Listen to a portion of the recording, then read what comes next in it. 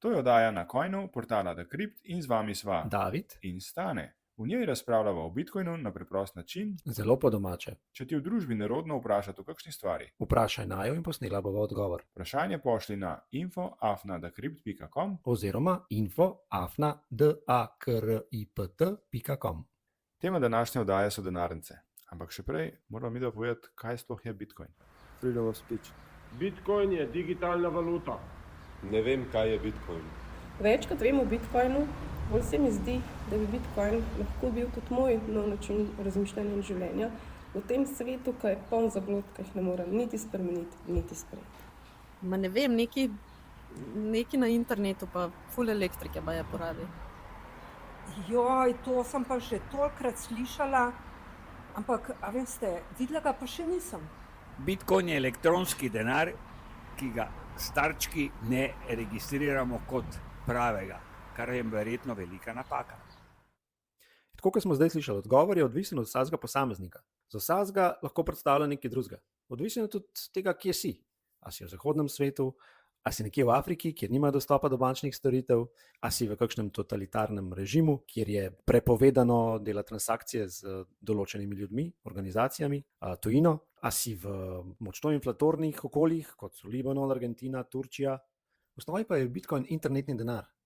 Denarni sistem, valuta, omogoča prenos sredstev oziroma vrednosti kamorkoli, kadarkoli, komorkoli.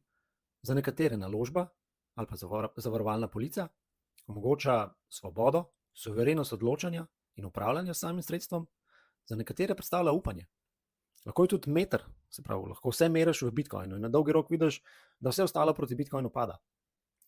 Ločuje denar in državo, prvič v zgodovini človeštva. In hkrati mogoče zelo pomembna stvar je tiha in miroljubna revolucija. Se pravi, da bi pa z Bitcoinom sploh lahko kaj počeli, moramo pa najprej Bitcoin nekam shraniti, ne? In to je denarnica. Kaj so Bitcoin denarnice? Definicija Bitcoin denarnice je ta, da v njej sploh ni denarja, v njej ni Bitcoinov, v njej so zasebni ključi, kar se sliši zelo neintuitivno in čudno in strašno, ampak sploh ni. Bitcoin denarnica je bistveno enostavnejša kot denarnica naše spletne banke, ki jo kontrolira naša banka in kadarkoli ugasne. Bitcoin denarnica vsebuje samo naključno ustvarjen zasebni ključ in pa ključe, ki odklepajo bitcoine na blockchainu. In ti so tako imenovani naslovi, adresi. To ni nič takega, kar bi kdo ne znal narediti, ker ima denarnica tam gumb prejmi in denarnica naredi vse, kar je potrebno, da prejmemo bitcoin. Lahko rečemo, da je naslov kot transakcijski račun naš. Tako. Vsak naslov je kot da bi imeli neskončno število transakcijskih računov v neki aplikaciji. No in tej aplikaciji rečemo denarnica, ker si to lažje predstavljamo. A Bitcoin je v denarnici? V moji denarnici je moj Bitcoin? Ali kje drugje? V denarnici ga sam prikažemo, tako kot na bančnem računu. Prikažemo vrednosti, ki pripadajo našim ključem, ki jih generira denarnica brez našega posredovanja ali vednosti. To je vse lepo rešeno z gumbki. Sicer je pa Bitcoin na tako imenovanem blockchainu, na timechainu, kot vrednost transakcij. Tam je samo napisan, iz katerega naslova je šlo koliko bitcoinov na drug naslov. In če je ta drug naslov naš, se ta vrednost prikaže v naši denarnici. Kakšne denarnice pa poznamo glede na lastništvo? Lastniške ali pa skrbniške. Lastniške so tiste, katerih skrivnosti poznamo samo mi, skrbniške so pa tiste, katerih skrivnosti pozna tista platforma, tisti ponudnik storitve, ki nam gostuje denarnico. Te skrivnosti pa so, te besede so izražene v 12, 18 ali 14 besedah. In te besede so kot eno geslo. Recimo geslo, s katerim lahko premaknemo Bitcoin. Tako, to je ali pa kot en master ključ, glavni ključ naše denarnice. Kakšne vrste denarnic poznamo? A so to na telefonu, so to v brskalniku ali kako drugače? Poznamo tako imenovane vroče in hladne denarnice, se pravi tiste, ki so priklopljene na internet in tečejo na operacijskih sistemih telefonov ali pa računalnikov, in tiste, ki jih imamo na posebnih napravah, njim rečemo strojne denarnice, hardware walleti. Te niso v stiku z internetom, samo pošljajo informacijo na internet, ko je od njih to zahtevano. Nikoli pa same ne posredujejo nobenih nobenih skrivnosti na internet ali pa v katerkoli drug software. Se pravi, te so bolj varne. Te so najbolj varne. Se pravi, jaz sem uporabnik, ki se prvič srečam z Bitcoinom in bi rad poskusil, kako sploh Bitcoin dela, kako se pošlje in prejme transakcijo, kako denarnico priporočaš. Za preizkusiti mobilno denarnico, se pravi denarnico na telefonu, ker so najbolj enostavne, recimo Blue Wallet, si jo namestimo na telefon, najprej nam ponudi generiranje nove denarnice, se pravi nove skrivnosti, zato uporabi strojno opremo telefona, nam pokaže tistih 12 besed. Teh 12 besed ne tretiramo kot samo nam znanih, ampak lahko jih vidi še nekdo.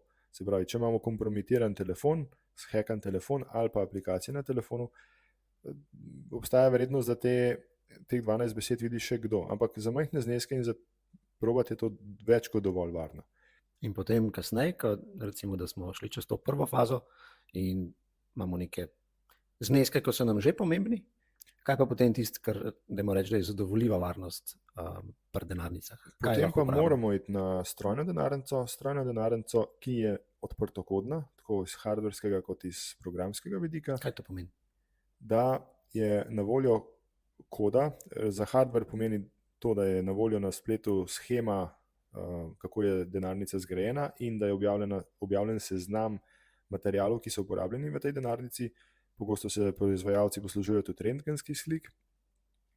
Torej, da vemo, s česa je narejena in da so objavljeni vsi programski paketi. Ti paketi morajo biti narejeni, v angleščini rečejo reproducible build, se pravi, da jih je možno ponovno preračunati in s tem preračunom se prepričati, da na denarnici teče točno tista programska oprema, za katero proizvajalec obljublja, da teče. Na spletni strani decrypt.com piše tudi o denarnicah, strojnih denarnicah. Ja. Tam si lahko preberejo te osnove na zelo enostaven način v slovenščini. A je kaj novega v svetu Bitcoina? A še obstaja? A se še kaj dogaja? A že imamo sponzorja? Ne, imamo pa nekaj novic. Ok, kaj je s tistimi naslovi, na katerih je Bitcoin? Na Bitcoin omrežju je registriranih rekordno število naslovov s stanjem Bitcoina večjim kot nič. In sicer 53 milijonov. Vsak uporabnik ali pa denarnica ima lahko več naslovov, kar pomeni, da z vidika uporabnikov to, da je več naslovov z stanjem več kot nič, ne pomeni prav veliko. Po drugi strani se pa moramo zavedati, da je, naprimer, exchange imajo lahko en naslov, na tem naslovu pa je več uporabnikov, 100.000 milijonov, kakorkoli. Tako da je težko reči, koliko je zdaj realno število uporabnikov na Bitcoin omrežju.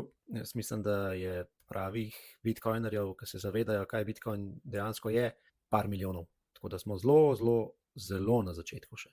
Torej, tisti, ki misli, da je pozen, pa da je cena previsoka in da je zamudil vse, ne malo razmislil, kakšen delež populacije na svetu predstavlja teh nekaj milijonov. V Evropo je prišel zelo poznan, pričakovan, popularen Strike. Kaj je Strike? Kdo je Strike? Strike je aplikacija oziroma storitev, ki omogoča preprost nakup ali prodajo Bitcoina, lahko ga pa pošlješ tudi drugim uporabnikom. Pred kakšnim letom je prišel v Južno Ameriko, potem se je razširil v ZDA in pred kratkim prišel v Evropo. Kaj je posebenega pri Strikeu je to, da ima zelo preprosto uporabniško izkušnjo, predvsem za začetnike. Dajo ti en plačilni račun, kamor pošlješ sredstva, evre, potem pa nastaviš, ali lahko kupiš Bitcoin se pravi enkratno, ali ga pa nastaviš kot ponavljajoči nakup, pomeni pošlješ 100 evrov na ta račun, potem rečeš, vsak dan bi kupil za 10 evrov ob določeni uri. Kaj je pa slaba stran Strikea, je pa to, da v bistvu vsi tvoji podatki so povezani z vsemi temi transakcijami in pa se pravi, da gre za skrbniško denarnico, pomeni, da Bitcoin pri Strikeu dejansko ni vaš, tako kot pri naprimer menjalnicah. In če se odločite, da boste to uporabili, dajte pa poskrbeti, da prenesete Bitcoin, ki ga kupite v lastniško denarnico, ker samo tam je dejansko vaš. V Ameriki so aretirali lastnika storitve Samuraj. Kaj je bilo s tem? Pravosodno ministrstvo v ZDA se je spravilo na soustanovitelja lastniške denarnice Samuraj, katero osnovna funkcionalnost je bila zasebnost posameznika in njegovih transakcij. Vsebovala je orodje, ki je omogočal, da se je predrgala zgodovina transakcij. In sicer treba je vedeti, da ko mi kupimo Bitcoin na menjalnici, ko pošljemo Bitcoin v svojo denarnico, se identiteta ker mi smo bili identificirani na menjalnici, pripne tej transakciji in potem jo določena podjetja, je to njihov posel, da sledijo tem transakcijam in potem podatke prodajajo, ali so to tričrkovne institucije, ali so to vlade, zato da imajo vse podatke o tebi. Kaj jih obtožujejo? Obtožujejo jih, da niso imeli licence za pošiljanje denarja. Čeprav nikoli niso sploh kontrolirali sredstva, oziroma so jih imeli pri sebi, ampak so samo omogočali to storitev. Se pravi, v bistvu so imeli orodje, niso imeli pa denarja nikoli, zato ker denar, Bitcoin je bil vedno v posesti uporabnikov. Če sta ona dva potrebovala licenco za to orodje, potem bi tudi vsaka na nek način denarnica zagotovino potrebovala licenco za to, da se denar prenaša. In bitcoinerji in pa tisti, ki jim je svoboda govora in zasebnost pomembna, to smatrajo kot napad na zasebnost posameznika. Ne pozabimo, uspeh Bitcoina ni samoumeven, ni zagotovljen. Mi smo tisti, ki lahko pripeljemo do tega, mi smo sprememba. Vsak naj da svoje znanje, svojo energijo v nov sistem. Samo tako, na ta način bomo uspeli. Če vam je všeč, kar počneva in bi naj podprli s kakšno žemljo, kavo ali pa zrezkom, na spletni strani se vam po kakšni minuti odpre okenček, kjer vas vodi skozi postopek in nam lahko pošljete kakšen satoshi. Če bi pomagali pa kako drugače, pa pošljite mail na info@decrypt.com.